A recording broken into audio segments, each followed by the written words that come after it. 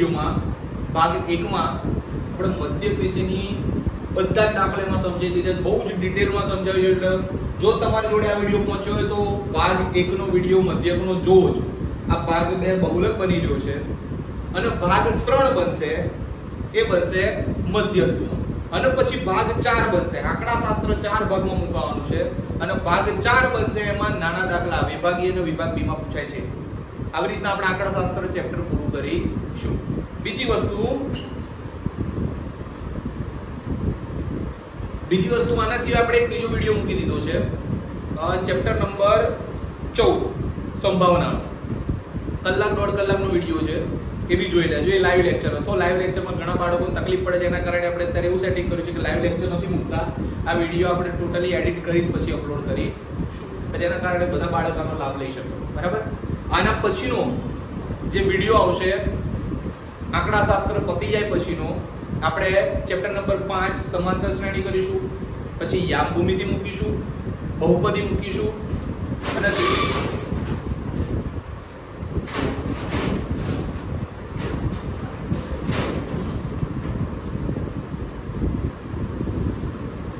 આપણે સમાંતર શ્રેણી, યામ ભૂમિતિ, બહુપદી, ત્રિચલ સુરેખ સમીકરણ, યુગ્મ, આ જે બીજા ચેપ્ટર જે પ્રથમ પરીક્ષામાં પૂછાવાના છે આપણે એ પણ રિવિઝન કરાવવાના છે. એના સિવાય વિજ્ઞાનના દરેક ચેપ્ટર, બરાબર, કે જે કામના છે, બરાબર, જે આઈએમપી છે, આપણે એનું પણ આઈએમપી પ્રશ્નોનું લિસ્ટ મૂકવાના છે. બરાબર. તો આના માટે તમારે શું કરવાનું, કે કયા કયા વિડિયો આઈએમપી છે, જો તમારે જોવા હોય તો તમારે દરેક વિડિયોના ડિસ્ક્રિપ્શનમાં જોજો. તમને બધી આઈએમપી લિંકો મળી જશે જે આપણે અપલોડ કરી દીધી છે અત્યાર સુધીની. બરાબર. એની માહિતી તમને મળી જશે, તમે બધા વિડિયો સુધી પણ પહોંચી શકશો. તો આપણે ચાલુ કરીએ છીએ બહુલક ભાગ 2. બરાબર. આ પાર્ટ 2 બની છે આંકડાશાસ્ત્રનો બહુલક. બહુલકમાં આવી રકમ આપી હોય, તમે લોકો બોલી શકો આમાં કંઈક બના પડતો. બહુલકમાં આવી રકમ આપી હોય તો આ રકમમાં બહુલક ચાલુ કેવી રીતના કરવું, તમે જ્યારે ભાગ 1 જોશો ને ત્યારે ખબર પડશે કે બહુલકનો દાખલો સ્ટાર્ટ કરવા માટે પહેલું જ કામ fi. fi માં સૌથી મોટી કિંમત હોય ત્યાંથી ચાલુ કરવાનું. તો આની સૌથી મોટી કિંમત કઈ છે? 23. તો ભાઈ આની સૌથી મોટી કિંમત આપણી 23 છે. એને શું કહેવાશે? f1. આટલું યાદ રાખવાનું, બસ અહીંયાથી તમારો દાખલો સ્ટાર્ટ થઈ ગયો. બરાબર. હું પહેલા સૂત્ર મૂકીશ. z બરાબર l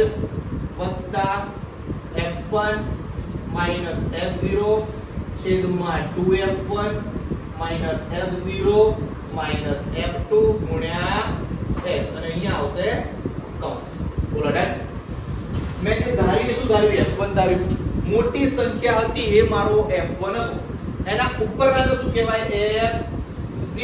નીચેનાને શું કહેવાય? f2. અને જે f1 ધાર્યું છે એમાં જે નાની કિંમત હોય જેને આપણે xl કહીશું, xl, એ આપણે શું કહેવાશે? f. તો આપણે અહીંયા ડેટા લિસ્ટ બનાવીશું. તો ભાઈ l બરાબર શું? તો કે 35. f0 બરાબર શું? તો ભાઈ કે 21. f1 બરાબર શું? તો કે 23. અને f2 બરાબર શું? તો 14. હજુ રહ્યું શું? h. તો h બરાબર શું? તો ભાઈ 45 માંથી 35 જાય કેટલા આવે? 45 35. તો h બરાબર બેટા કેટલા? પૂરા ખબર પડી જાય. હવે આ બધી વસ્તુ આપણે આમાં મૂકીશું. તો l ની જગ્યાએ શું મૂકીશું? 35. f1 ની જગ્યાએ શું મૂકીશું? 23. f0 ની જગ્યાએ શું મૂકીશું? 21.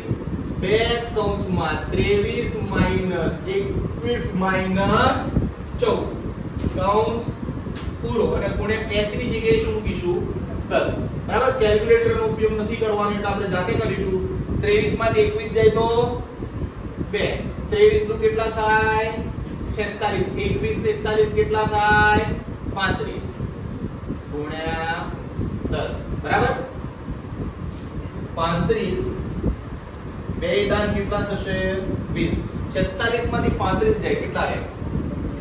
11. 20 ભાગ્યા 11 કરો કેટલા આવે? તો 20 ભાગ્યા 11 કરશો તો તમને જવાબ મળશે 1.8. બરાબર. તો આનો જવાબ આવશે 35 વત્તા આનો જવાબ આવશે 1.8. તો જવાબ આવશે તમારો બહુલક બરાબર 36.8. તો જ્યારે મેં આ પહેલા લેક્ચરમાં ચલાવ્યું હતું, પાર્ટ 1 માં ચલાવ્યું હતું, તેમાં મેં ચોખ્ખું લખ્યું હતું કે ભાઈ બહુલકનો દાખલો ચાલુ કરવો હોય તો તમારે ભાઈ સૌથી મોટી જે કિંમત હોય fi માં એ શોધવાની, એ તમારો f1. પછી મેં કીધું કે આગળ શું કરવાનું શું નહીં, તો આવી રીતના તો એની ઉપરના ને 0 કહેવાય, નીચેના ને 2 કહેવાય.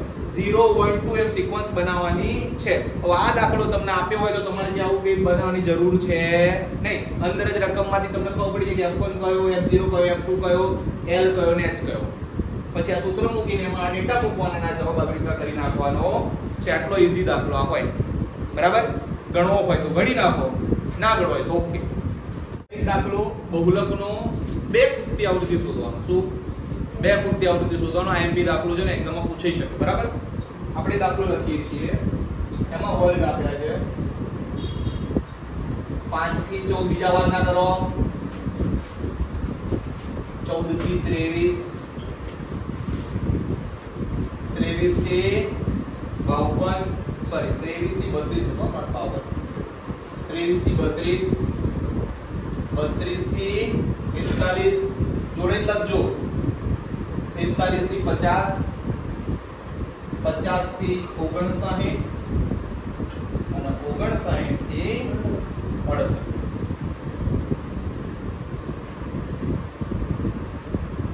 અને fi આપી છે 5, 11, a, 53, b, 16 અને 10.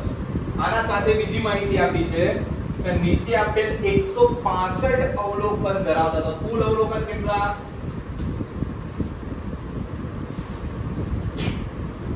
કુલ અવલોકન 165. એ બધાનો બહુલક અહીંયા બહુલક શોધીને આપી દીધો છે. બહુલક 34.5 છે. તો ખૂટતી આવૃત્તિ શોધો. ખૂટતી આવૃત્તિ શોધવાનો મતલબ શું? આપણે શું શોધવાનું ભાઈ? આ a અને b આપણે શોધવાનો છે. જ્યારે ભાઈ ખૂટતી આવૃત્તિ આપી હોય ત્યારે દાખલો સ્ટાર્ટ ક્યાંથી થાય? તો બહુલક આપી હોય ત્યાંથી. બહુલક કેટલો આપ્યો? 34.5. ભાઈ અહીંયા જુઓ, બહુલક કેટલો આપ્યો? 34.5. એટલા આનો વર્ગ કયો થશે? તો આનો વર્ગ આપણે સિલેક્ટ કરવાનો. 34.5 જેમ આવતું હોય તો 34.5 કેમ આવામાં આવે? તો આપણે આને શું કહીશું? l. 32 થી 41 વર્ગ સિલેક્ટ થશે. એમાં l ની જગ્યાએ શું આવશે ભાઈ? 32. બોલા ટુ ક્લિયર? ઓકે. હવે એની સામે જે હોય એને શું કહેવાય? f1. તો f1 શું આવશે? 53. f0 શું આવશે? 8. અને क्या આવશે? f2 શું આવશે? b. બોલો હા કે ના? અને આવશે h. h કેટલા આવશે? બોલો h કેટલા લેશો આમાં?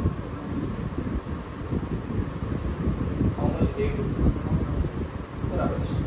તો h આવશે 41 માંથી 32. 41 - 32 તો h બરાબર કેટલા આવશે? 9. તો આટલા ડેટા આપણે અંદર મૂકવાના આવશે. બરાબર? તો આટલા ડેટા મૂકીએ શું થાય છે જોઈએ. બરાબર?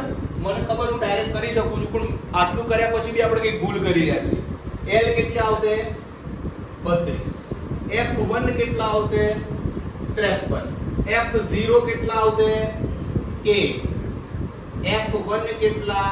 53. f0 કેટલા? a. f2 કેટલા? b. અને h કેટલા? 9. અને z આપ્યા છે કેટલા છે? 34.5. બોલો હા કે ના? હવે 34.5 માંથી 32.5 માઈનસ કરીશું. 32.5 અહીંયા લખીશું 53 - 1. 53 દુ કેટલા થશે? 106 માઈનસ a માઈનસ b કૌંસ પૂરો ગુણ્યા 9. હા કે ના? હવે આનું આગળ સોલ્યુશન શું કરશો? બોલો. તો ભાઈ 34.5 માંથી 32 જેટ કેટલા રહે? 2.5. 53 માઈનસ a છેદમાં 106 માઈનસ a માઈનસ b ગુણ્યા 9. હવે બોલો આનું શું કરી શકાય? આનો સરવાળો કરવાનો, એમાં 165 માં 1b પ્લસ 76 આવે છે માઈનસ કરવાનો. એ અહીંયા મૂકવાની છે હા કે ના તો હવે અહીંયા થાય શું હવે આનું કરવું શું કોઈ ઓપ્શન આનું સાધન હજુ બી આપાય કોઈ તો પણ એ પછી બહુ કોમ્પ્લિકેશન વાળું થઈ જાય તમારો દાખલો અહીંયા સ્ટક થઈ જાય ઊભો રહી જાય છે તમારું મગજ આનાથી આગળ પોસિબલ છે નહીં પહેલા તમે એવું કરો 2.5 ભાગ્યા 9 કરશો યસ ઓર નો આને અહીંયા ઉપર ગુણી નાખશો અને છેદમાં લઈ જશો તમે એવું બધું જ કંઈક કરશો ને આન્સર લાસ્ટમાં તો અટક જ છે તમારો એ તમારી જોડે a અને b બંનેનો જવાબ છે ને બંનેનો જવાબ છે ને એ તો પૂછ્યું છે તો આટલું કર્યા પછી અટકવાનું બરાબર અને શું કરવાનું તો આનું ટોટલમાં હવે આનું ટોટલ કેટલું થાય છે જોઈ લો સિગ્મા fi બરાબર એનું ટોટલ બેટા મારી જોડે તૈયાર છે a b 95 a b 55 હવે અહીંયા એને ટોટલ આપી દીધું છે કેટલા છે 165 આપણે લખીશું 165 માઈનસ 95 બરાબર a b તો a b બરાબર 165 માંથી 95 કાઢો તો તમારો જવાબ આવશે a b બરાબર કેટલા આવશે 70 આના આપણે સમીકરણ એક કેવું કહેવાનું ના કેવું હોય તો પણ કઈ એટલું ટેન્શન આવતું નથી તો a b બેટા કેટલા આયા 70 હવે હું શું કરીશ આમાં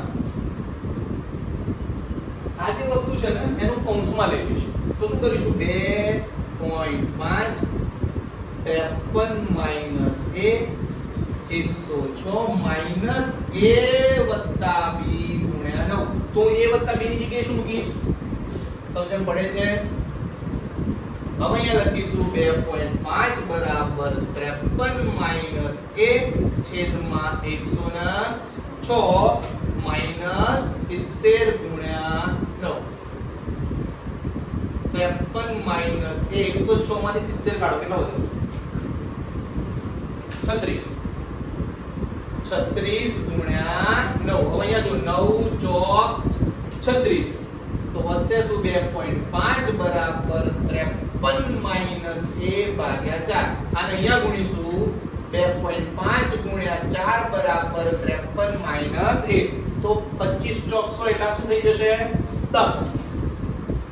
10 બરાબર 53 માઈનસ a તો a બરાબર 53 માઈનસ 10 તો a બરાબર શું આવશે 43 કેટલા આવશે બેટા તો મને એક ખૂટતી આવૃત્તિ a કેટલી મળી 43 હું આમાં a b બરાબર 70 માં a બરાબર 43 મૂકું તો મને b મળી જશે તો આપણે એ કરીશું અહીંયા લખીશું a b બરાબર 70 માં a બરાબર શું મૂકતા 43 b બરાબર 70 તો b બરાબર 70 માંથી 43 કાઢો કેટલા આવે